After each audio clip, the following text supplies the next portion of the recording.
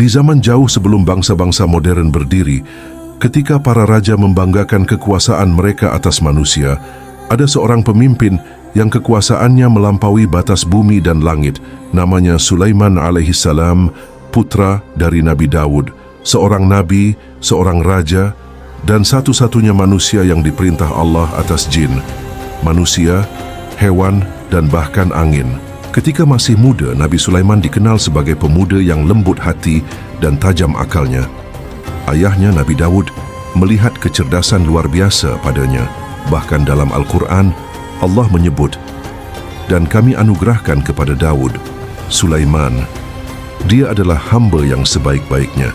Sungguh dia amat taat kepada Allah." Quran Surat Sad ayat 30.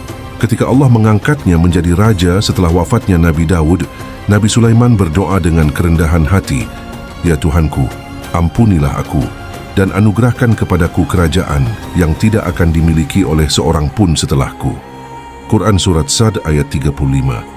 Doa itu dikabulkan dan sejak saat itu seluruh alam tunduk atas izin Allah. Tentara berbaris raungan kuda dan burung-burung di langit. Nabi Sulaiman menguasai angin. Ia memerintahnya untuk berhembus lembut di pagi hari dan membawa pasukan kerajaan di sore hari ke negeri-negeri jauh.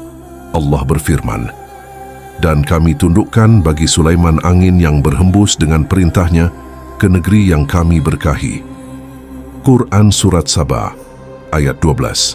Ia juga memerintah kaum jin untuk membangun istana, menyelam di dasar laut mengambil mutiara, dan membuat patung serta peralatan besar untuk keperluan kerajaannya. Dan kami tundukkan pula kepada Sulaiman segolongan jin yang bekerja di hadapannya dengan izin Tuhannya. Quran Surat Saba ayat 12 dan 13. Namun kekuasaan itu tidak membuatnya sombong. Nabi Sulaiman tetap tunduk kepada Allah. Allah memberinya karunia luar biasa, memahami bahasa hewan dan serangga. Suatu hari, ketika pasukannya melewati lembah semut, ia mendengar seekor semut berkata kepada kaumnya, "Hai semut-semut, masuklah ke sarangmu, agar kamu tidak diinjak oleh Sulaiman dan tentaranya, sedangkan mereka tidak menyadari." Quran Surat An-Naml ayat 18. Nabi Sulaiman tersenyum lalu berdoa lembut, "Ya Tuhanku, jadikanlah aku hamba yang selalu bersyukur atas nikmat yang Engkau anugerahkan kepadaku dan kepada orang tuaku."